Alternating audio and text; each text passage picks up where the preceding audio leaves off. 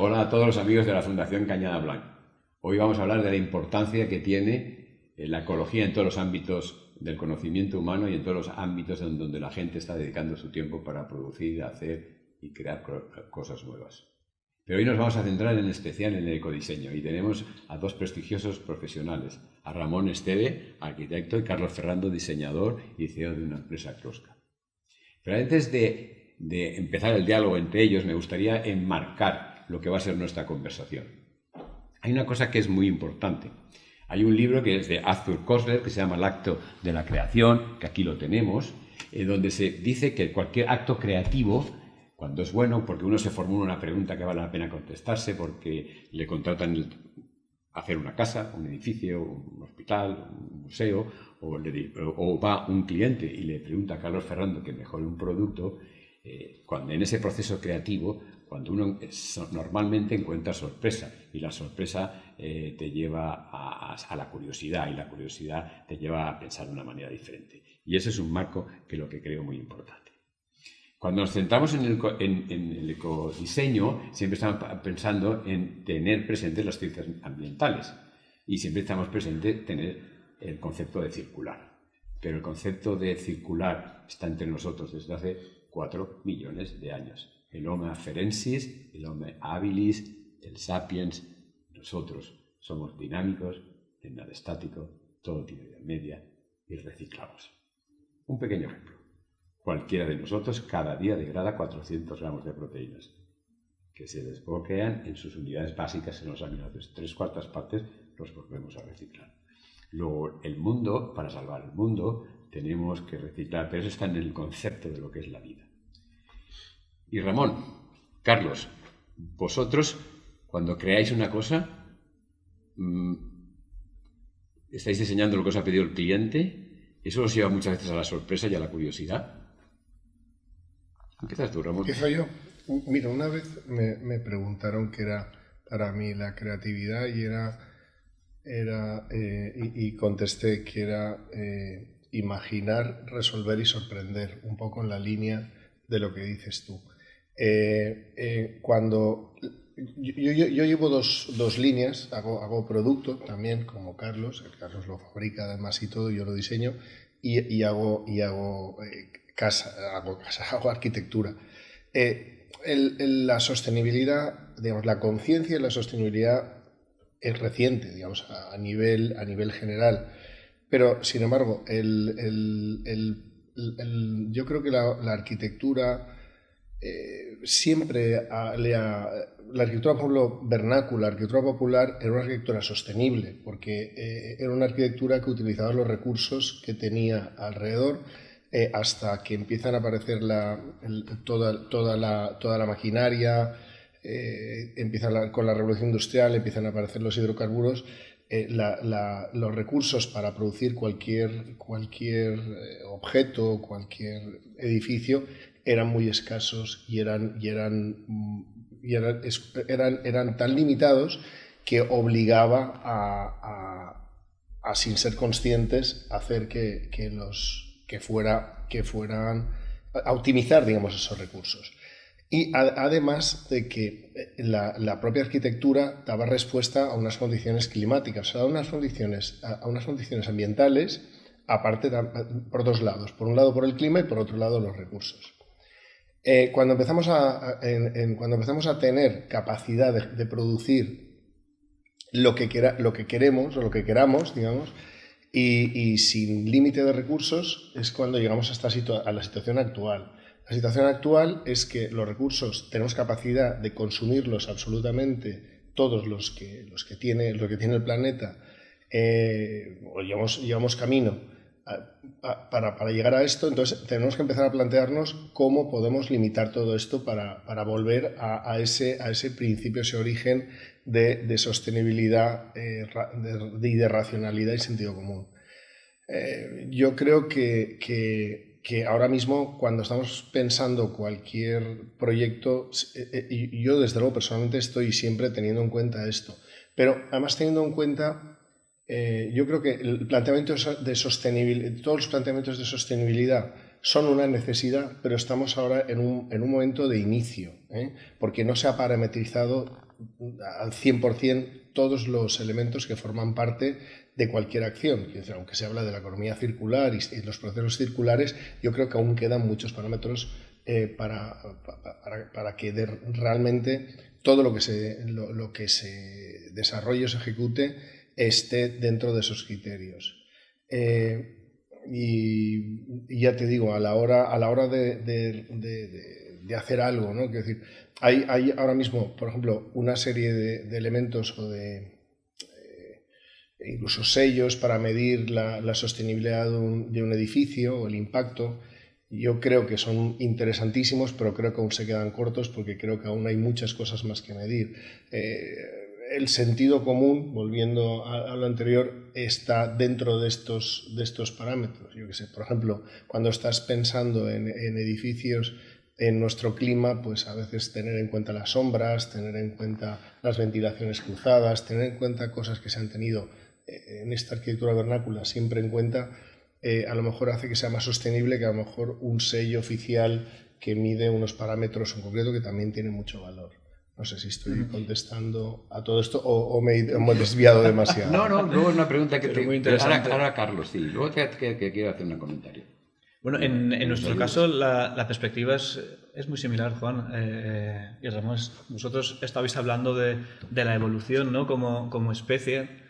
Vemos que en los últimos 30 años el clima del planeta ha ido siempre a más caliente, ¿vale? Cuando antes pues se iba equilibrando. Nos van a llamar el Homo climaticus, que estábamos comentando, ¿no? Pero a mí lo que me gustaría es que nos llamaran también el Homo conscious, ¿no? Que somos capaces de crear esa conciencia colectiva donde empezamos a ver cuál es el impacto que tenemos nosotros. Y es ahí donde nosotros, o donde yo como emprendedor, yo más que diseñador simplemente soy aprendedor, ¿no? o creador. Utilizo el diseño, pero como una herramienta. Entonces, nosotros vemos que la manera de crear ese Homo conscious es justo impactar en la sociedad.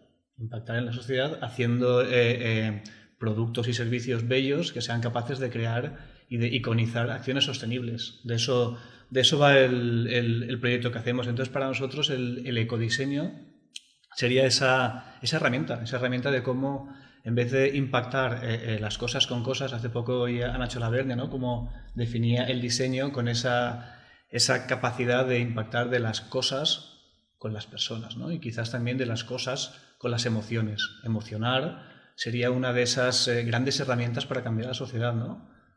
Es ahí un poquito donde nosotros creemos que hay una potencialidad de impacto gigantesca. Hoy se habla de que personas con conciencia pues podría ser el 8%, ¿no? de esos casi 8 billones de personas que somos. Oye, pues 8% de personas no es suficiente. ¿Cómo podemos llegar a 20 y luego a 30 y luego a 50, ¿no? Que es donde empezaríamos a tener ese impacto y esa conciencia, no solo de reciclar, sino también de saber cómo nuestros actos y nuestro consumo está afectando a nuestro entorno, ¿no? Y sería ya empezar a hablar de esa palabra tan bonita que sería la de eco. Pero definamos inteligencia para luego hablar del ecosistema. Inteligencia es una ecuación que es lo que llamamos concepto abstracto, más inteligencia emocional, que se llama todavía ser listo, más tener sensibilidad, más saber decir las cosas y saber decirlas cuando las dices, ¿no? Ese es el concepto moderno de la inteligencia. ¿Cómo convencemos a la población que eso hay que hacerlo? Y voy a poner un ejemplo. Decías tú lo de los aires cruzados en los edificios. Yo he sufrido vivir y trabajar en dos continentes diferentes con edificios inteligentes donde no se abren las ventanas. Sí. La temperatura es perfecta, la calidad es fantástica, se ahorra mucha energía. Y hay veces que pienso, bueno, pues en los meses buenos, ¿por qué no es bueno abrir las ventanas, correr los aires y desenchufar todo el sistema eléctrico? Es decir, ¿por qué no? Y esto es lo que estabas diciendo tú, ¿no? Es decir, hay veces que hay que afinar intelectualmente mucho, ¿no creéis? No, es lo que digo. A mí me gusta siempre, tanto en diseño como en arquitectura, la referencia de cualquier proyecto siempre es la arquitectura vernácula, ¿no? La popular, la arquitectura anterior al desarrollo industrial. Sí. Esta es lógica, ¿no? Entonces se abren las ventanas, los huecos miden lo que tienen que medir, la luz se abre porque donde no hay luz se tiene que captar y esos parámetros están ahí, ¿no? Y muchas veces nos complicamos muchísimo la vida. Pero un poco lo que estaba diciendo Carlos, que es muy interesante. Que decir, yo creo que es verdad que desde todas las plataformas el transmitir esa conciencia de limitación de recursos es fundamental. Es decir, hay una parte de, yo voy a decirlo aquí sin que sea, hay una parte de pose muchas veces, hay una parte también muchas veces de marketing, pero hay un hecho que es real. A mí me gusta mucho, me acuerdo de un vídeo de Norman Foster, que sacaba creo que Norman Foster de Fuller, de Buckminster Fuller, que se ponía así con los brazos extendidos y decía, mira, notas cómo se mueve esta nave espacial que se llama Tierra, ¿no? O sea, es decir, si nosotros nos damos cuenta de que estamos en una nave espacial, porque es una nave espacial que es la Tierra, y que es lo que es, y que da de sí lo que da, ese concepto ya es suficiente como para decir, a ver, dentro de tu casa no vas a tirar todos los restos, basura. Si tuvieras una limitación tan pequeña como es eso, la nave, un espacio ya, o sea, al tomar conciencia de que es un espacio, digamos, mucho más pequeño, intentarías no destrozarlo porque vas a estar dentro de él. Yo creo que es muy interesante este debate, pero pienso que aún estamos, tú dices que estamos en un 8% de conciencia. Bueno, es impresionante, no, sí.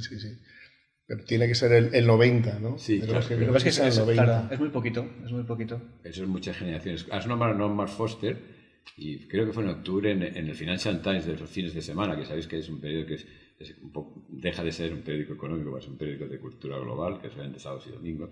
Hubo una entrevista que decía, la frase titular grande de la entrevista que ponía, el diseño es la búsqueda constante de la perfección. ¿Estáis de acuerdo con eso? Sí, bueno, el diseño son muchas cosas. Es decir, cualquier cosa tiene diseño. Sí. Yo siempre digo que el diseño lo que busca es el transmitirle a un objeto una parte emocional, ¿no? Y para generar una conexión. Eso, el diseño tiene una parte funcional, pero una parte emocional. Hasta la arquitectura, hasta el diseño popular, es decir, el diseño de casi las herramientas. Ahora esto no pasa, porque ahora la globalización lo ha aplanado todo, pero antes a mí me encantaba, por ejemplo, ir a una ferretería, ¿no? Cuando me iba a Suecia, me iba a una ferretería. Y unas alicates o cualquier objeto, un utensilio en una cultura distinta, teniendo una función igual, era distinto, ¿no? Con lo cual, no detrás de cualquier diseño, una vez superada, digamos, la dimensión funcional, está la emocional. Entonces, dentro de esto, obviamente, también uno va perfeccionando. Es decir, a esa forma, la mayoría de las veces, a una forma de una herramienta se ha llegado por una evolución de perfeccionamiento, ¿no? Yo creo que hay estas dos líneas, ¿no? Hay una línea que es la línea de este perfeccionamiento a través de la función y otra línea, aun teniendo una función clarísima, que tiene que buscar que ese objeto sea empático. Sea empático. Un diseñador busca de una forma consciente esa empatía y, como pasa con la arquitectura vernácula y el objeto vernáculo, una cultura encuentra esa empatía de una forma natural. Un botijo, una ampolla para beber vino, quiero decir, todos esos objetos. Y eso que decía Miguel Milá, el famoso clásico. Milá dice esto también, Sí, que decía que una cosa cuando se la diseñas y es muy útil para la sociedad, se transforma muy bella. Ya, Lord Acton decía que la belleza tiene muchos aspectos. Yo he venido a decir esto, más o menos he querido decir Lord Acton dice que la belleza tiene muchos aspectos, pero eso que decía Miguel Milá, ¿no? De que cuando uno se hace muy útil, pues tiene belleza. Sí. Yo creo que porque esa belleza, muchas veces, porque cuando algo materializa una necesidad de una forma tan pura, al final empieza a tener parámetros de orden y de armonía, y orden y armonía te lleva a la belleza, ¿no? Ya quiero hablar una cosa de Carlos Ferrando sobre el casco que diseñaste con materiales reciclables que se pliega. Sabes que soy un forofo de ese, pero lo estaba comentando que soy un forofo de su casco porque lo voy regalando por ahí, y lo voy regalando por ahí porque en el Hospital La Fe, hace 4 o 5 años que se mantienen igual, llegan 190 traumatismos craneoencefálicos de bicicleta, y ahora habrá que añadir los de los patinetes, anualmente, lo cual es una cifra fantástica, de espectacular. Los traumatismos craneoencefálicos llegan a los grandes servicios donde hay servicios de neurocirugía y servicios de raquis. En la Universidad de Valencia está el clínico, la FE y alguno más, pero bueno. ¿Por qué lo veo muy...? Primero, que un buen diseño salva vidas, porque ese diseño cuando lo pliegas, lo metes en la mochila, la gente lo usa más. Y lo he visto yo, que gente que era muy reacia a llevar cascos en las bicicletas, cuando les he regalado eso, me dice, bueno, es fantástico, Juan, que se pliega, es que entonces lo puedo llevar. ¿Pensasteis cuando lo diseñasteis que la gente iba a llevarlo más porque se plegaba? Totalmente. Y de hecho, no es baladí, ¿no? Estabais hablando de la palabra diseño, lo que significa. Nosotros lo que buscamos al final es iconizar pues, a esas personas, ¿no? Que tienen comportamientos sostenibles. Simplemente nuestros productos quieren ser un altavoz. ¿Dónde empieza la visión de hacer un casco? Os voy a contar algún secreto de este proyecto. Pues empieza en esa visión de conseguir que haya más micromovilidad en las ciudades, que podamos sacar los coches y que esto que hicimos en Valencia tan bello de lo que iba a ser una autopista que unía el aeropuerto con el puerto, que ahora es nuestro pulmón, ¿no? Que se pueda repetir en las grandes vías, ¿por qué no? Cuantos menos coches haya, más oportunidades habrá de generar espacios verdes y hacer ciudades más amables. Y de hecho el casco lo que buscaba era iconizar a las personas que preferían moverse con bici o ahora con patinetes eléctricos por las ciudades. Y de hecho donde nos inspiramos nosotros para crear esa intención, ¿no? Que es lo que yo, quizás yendo a la raíz de diseño, quizás me lo apropio para mí, ¿no? Pero diseño sería cómo crear esas intenciones, cómo conseguir que una persona que prefiere ir en bicicleta se convierta, o por ego o porque lo cree, en un icono para los demás, ¿no? Invite a los demás a que ir por Valencia, ir por las grandes capitales, pues no requiere coche. Nos inspiramos en un edificio, en este caso el del Guggenheim de Nueva York. Al final sois vosotros los arquitectos los que pensáis en ciudades más amables, ciudades más bellas, y en vez de buscar una referencia dentro del sector cascos, pues buscamos una referencia dentro del sector arquitectura. Y nos vino como ese concepto de casco colapsable, que era una de las cosas que queríamos, ¿no? Que el casco fuera visto fuera, cuando lo llevas puesto, pero que también fuera visto en la oficina. Que en la oficina ese casco pudiera ser un objeto de diseño, un objeto que pudiera inspirar al resto del equipo. Oye, yo vine en bici porque prefiero que mi ciudad sea más amable. Seguimos contigo y luego también, Ramón Senta, tú has hablado siempre de las 3 R's, una cosa que has hablado que es reusar, reciclar y reducir. Ese es un concepto que nace en la ecología en 1959, cuando Parker y Russell entran en la ecología del uso de los animales en la investigación científica, que dicen las 3 R: reduce, replace and refine. Es decir, el concepto está ahí, ¿sabes? Pero cuesta mucho, ¿no? Desde los años 59 aquí, en la investigación científica, el número de animales ha ido reduciendo mucho, porque podemos usar inteligencia artificial, modelos tridimensionales, podemos coger células y reproducirlas, modificar genes de las células, y no hace falta tanto animal, pero cuesta, ¿sabes? Y eso que tú dices de las 3, y me imagino ver lo que opina Ramón, de reciclar, reusar y redefinir, ¿cómo lo empujarías a la sociedad? Además hay otra pregunta, ¿no? que si me permitís os trasladaría. ¿Por qué orden van esas, no? ¿Dónde estaría reciclar? Porque estamos hablando de que esta crisis que vivimos no es una crisis de productos, es una crisis de personas. Por reducir, luego porque reciclar y reusar pues son diferentes, claro, que están muy íntimamente. Reducir el número de cosas no necesarias, ¿no? Pues quizás esa sería la primera, ¿no? Reducir, reusar y luego reciclar. Sí. Ahí es donde, digamos, todo lo que estamos haciendo ahora pues son actos divulgativos para concienciar, y es muy interesante, pero es el sentido común, otra vez, sí. ¿No? Es decir, yo creo que hay una parte frívola que tenemos de consumo que tenemos que tener y que está bien, y una parte sólida que, digamos, que cuando compramos cosas, digamos, en la elección de objetos, que queremos que duren. La proporción de esto es donde yo creo que está la lógica, porque ahora nos podemos poner todos muy puritanos, pero luego salimos a la calle y compramos cualquier cosa que tiene un embalaje complicadísimo que genera un montón de residuos, ¿no? Que no aporta nada, ¿no? No aporta nada. ejemplo. Entonces, ¿dónde cortamos, ¿no? Lo importante yo creo que seamos conscientes y si poco a poco vamos reduciendo ese impacto, ¿Vuestros clientes pues es complicado. Nos piden... diseñame un producto porque estoy vendiendo lo menos y lo quiero vender más. Ramón, hazme una casa. No, yo también hago producto. Haces Sí, no, pero te digo, el producto es una cosa y en una casa o en un edificio es otra cosa. Sí, a ver, siempre yo creo que es que el intentar que un edificio sea eficiente es algo que lleva mucho tiempo haciendo. Porque ya te digo, a veces sin haber tenido ni siquiera siendo consciente de esta problemática.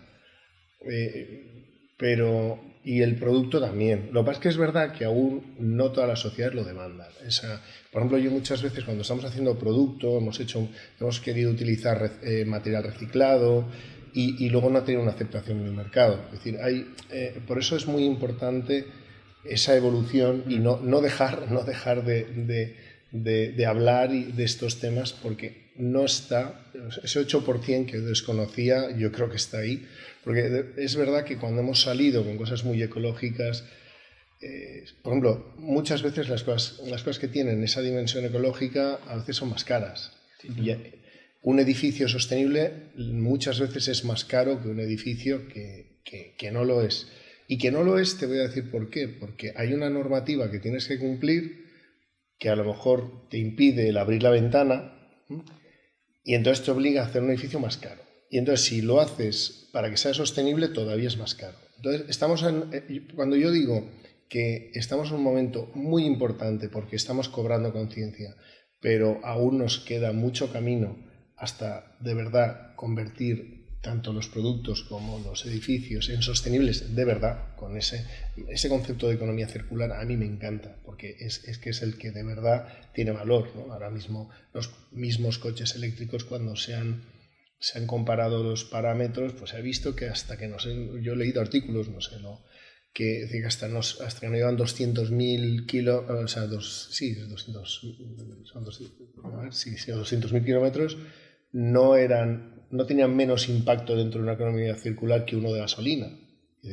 Entonces, ahí es donde hemos de ir. Cuando consigamos parametrizar absolutamente todo y diseñar con una eficiencia total todo, será fantástico y aún nos queda bastante.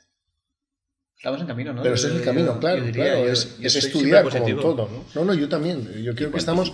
Claro. Nuestro proyecto se basa por una cosa que es una buena pregunta, que vale la pena contestarse, que dentro de unas condiciones es reproducible en cualquier lado y cuantificar. Muy bien. La ciencia es cuantificar. Si me permitís, os voy a hacer un regalo yo. A ver. Que es el significado de esta palabra que va saliendo, que es el de concienciación, ¿no? Para mí es el más importante. Pues es juntos, en inglés es igual, consciousness, ciencia y acción. O sea, para nosotros es una palabra que es prácticamente la madre o la razón de ser de nuestro proyecto. ¿Cómo conseguimos unir a mucha gente y darles esa información que es tan importante? Entonces lo que les estamos pidiendo, más que sean compradores, es que luego sean embajadores. Que estos valores que estamos compartiendo, que sean capaces como usuarios de compartirlo a los demás, de concienciar a los demás. Y ahora tenemos preguntas que nos vienen del exterior y a través del vídeo. Además del ecodiseño, además de la desmaterialización, hay un aspecto para mí muy importante de cara a la sostenibilidad, que es el volumen de producción. En la industria del diseño requiere de estar produciendo continuamente nuevos ítems, renovando, creando ciclos de tendencias cada vez más cortos, y para mí hay un factor clave de cara a la sostenibilidad, que es el volumen de consumo y el volumen de producción, algo que tenemos que, en mi opinión, reducir drásticamente. No sé muy bien cómo casa todo esto con la nueva etapa, la nueva fase del diseño de cara a la sostenibilidad. Tiene que haber un cambio cultural, es difícil. Esto no somos...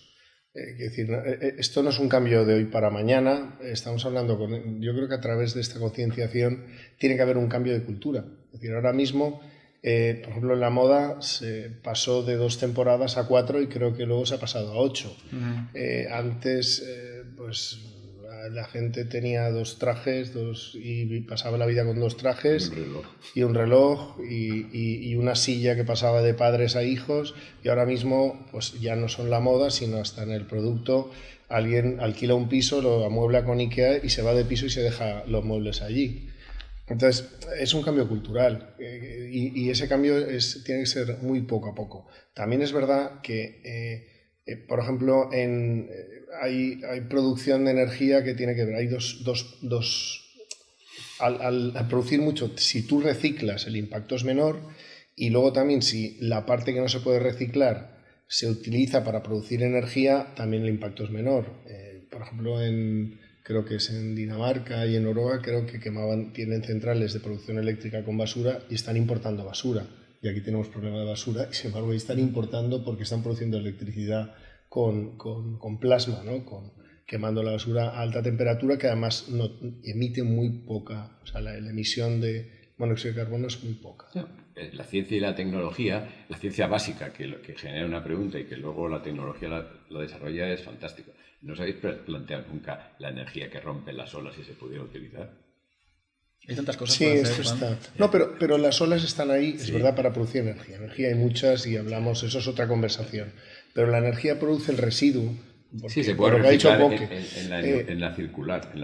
Claro, o sea, el hecho que es que esto viene de, porque el otro día yo también estaba en estas conversaciones, es decir, bueno, somos diseñadores y somos como cómplices de esta locura, ¿no? De producción de objetos, porque sí, bueno, pues vamos primero a que el objeto cuando salga tenga el mínimo impacto, cuando se produzca, porque la sociedad lo está demandando, y luego que además se pueda o reutilizar o reciclar o convertir en energía de nuevo.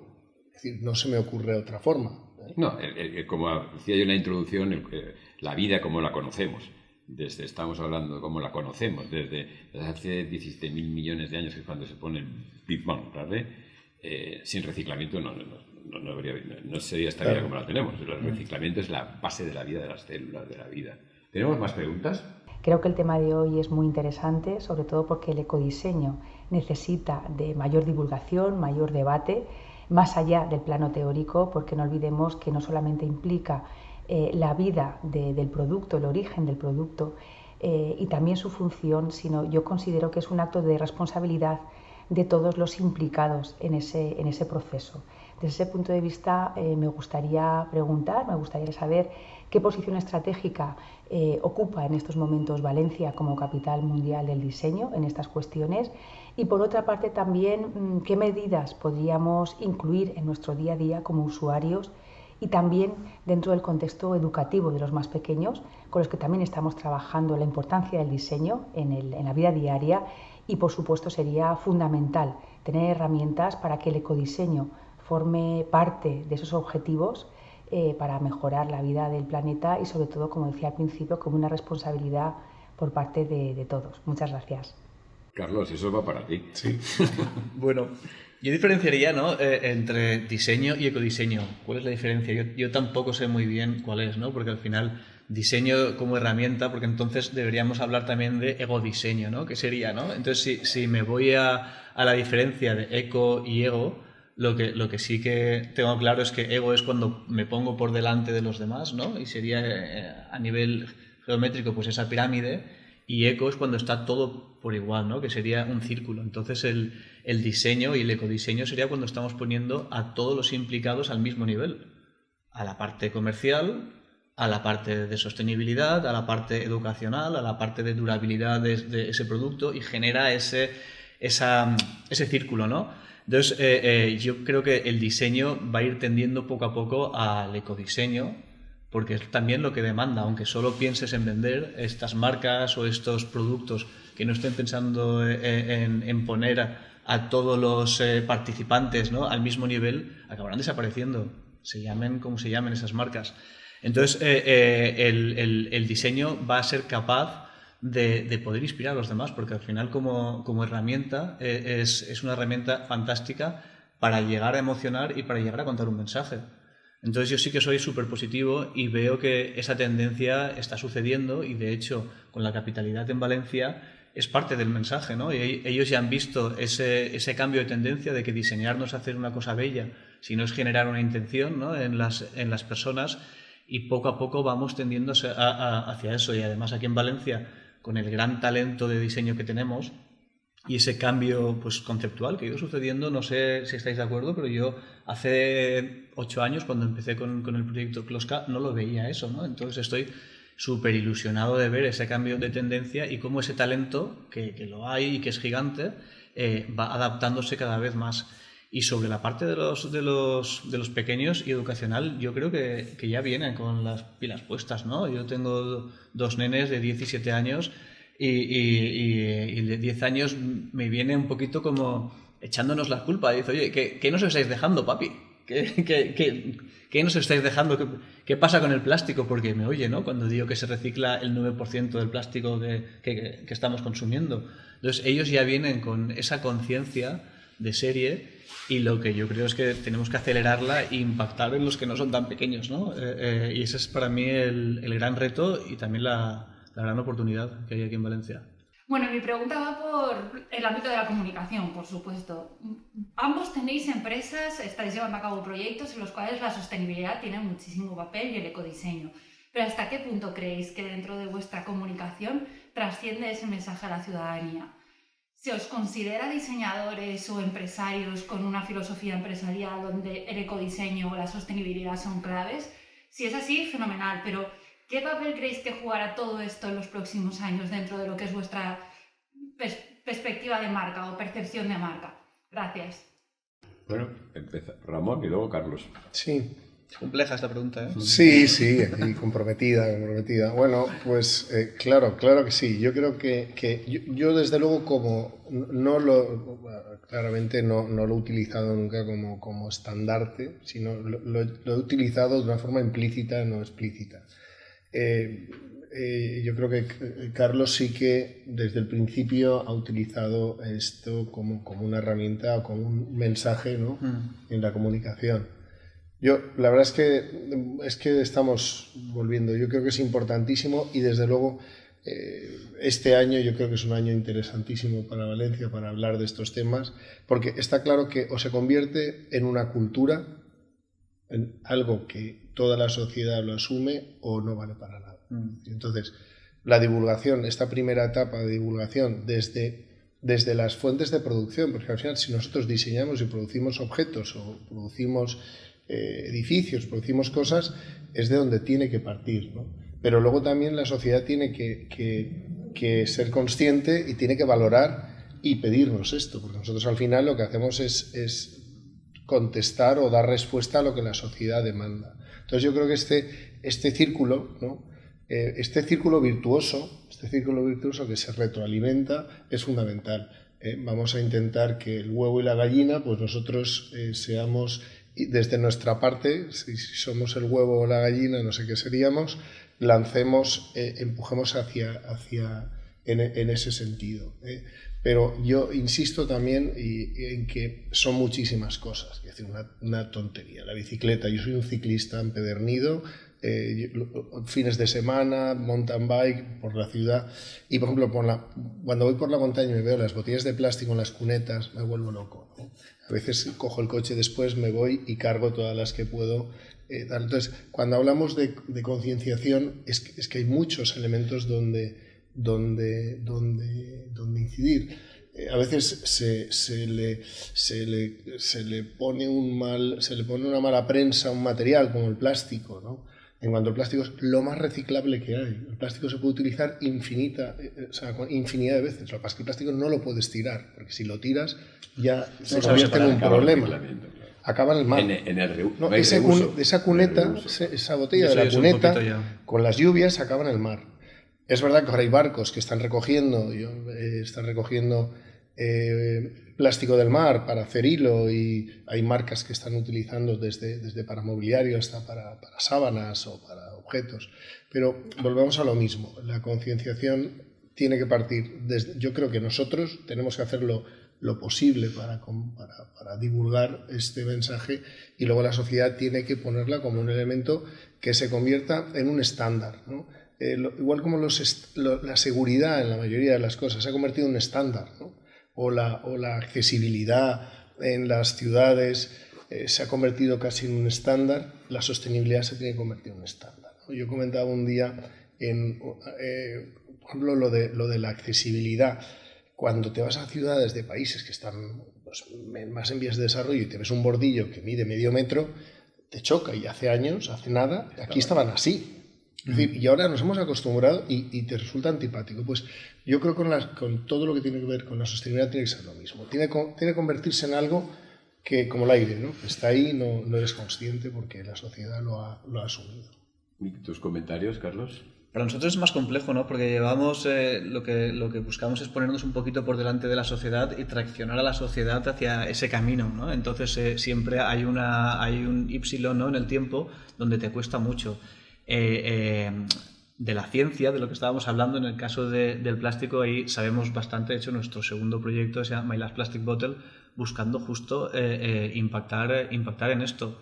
Mirad, consumimos 1 millón de botellas de plástico al minuto como humanidad, ¿vale? Se reciclan el 9%, ¿vale? Se está recuperando algo de los océanos, pero el drama es tan grande de no saber reciclar ese plástico que nos lo bebemos nuestros animales y luego nos lo comemos, ¿no? Empiezan a haber ya estudios de cómo la infertilidad, el cáncer de páncreas, de hígado, empieza a crecer. Empezamos a ver como países como en India, el agua no osmotizada, el agua no fabricada es para pobres. Vamos a ver eso es en el 2022, ¿no? Entonces, eso es la ciencia. ¿Qué pasa? Que la gente no lo sabe, ¿no? Entonces, el plástico, que no lo tenemos que demonizar, lo que tenemos es que ver para qué lo utilizamos y que sea duradero. Yo estoy convencido de que un sorbo de agua no le debería costar al planeta en un 91% de posibilidades una botella.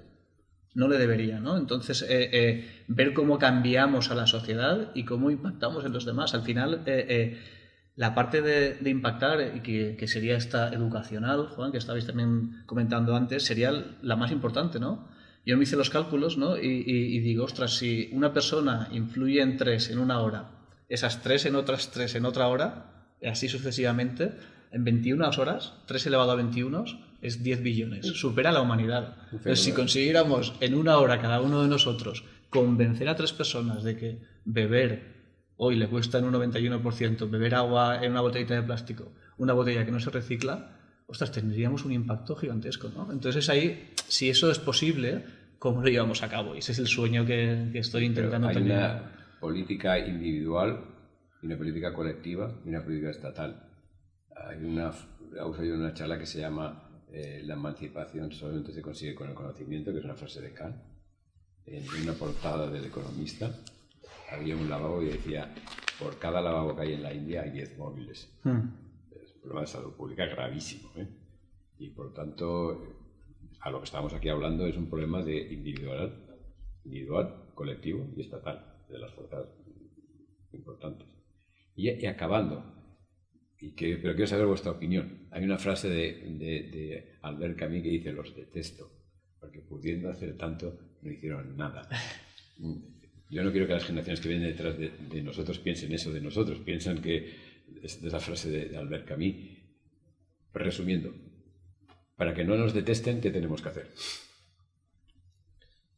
Como individuos, como empresarios, como profesionales. Que empezar a pensar y hablar sobre estas cosas. Lo que estamos haciendo ahora y luego pues intentar ser, yo creo, más austeros en ese tipo de cosas, ¿no? Intentar evitar todo lo que es innecesario, porque yo creo que es la única forma. Y convencer a 3 personas, ¿no? Claro. No, sí. Yo hablo mucho de la corresponsabilidad. Tirar la botella, ¿no? por la ventana. Es que hay un problema que es beber una botella mientras. Yo, por ejemplo, en el estudio, hace 1000 años que ya no tenemos agua osmotizada, bebemos agua osmotizada, ¿no? Para no consumir botellas. Y se limpian los vasos, no hay vasos de plástico. Yo iba a las oficinas y en las oficinas hay vasos de plástico. En mi estudio no hay vasos de plástico. Pues ese tipo de acciones que son muy pequeñas, pero pues si somos 30 personas bebiendo y consumiendo. En una oficina bebes 3 o 4 veces al día y consumes 3 o 4 vasos de plástico más las botellas, estás generando, a lo mejor una oficina de 30 personas está generando varios kilos de plástico. Si tú bebes del grifo con un agua filtrada, que además el filtro ese dura una barbaridad, o un año mínimo, pues no estás impactando tanto. Acciones individuales y colectivas, lo que tú has dicho, ¿no? Bueno, pues para acabar, En la Fundación no usamos plástico. Muchas gracias por venir. Espero que a todos nuestros amigos del canal YouTube les haya gustado. Os esperamos y gracias como siempre por vuestra atención.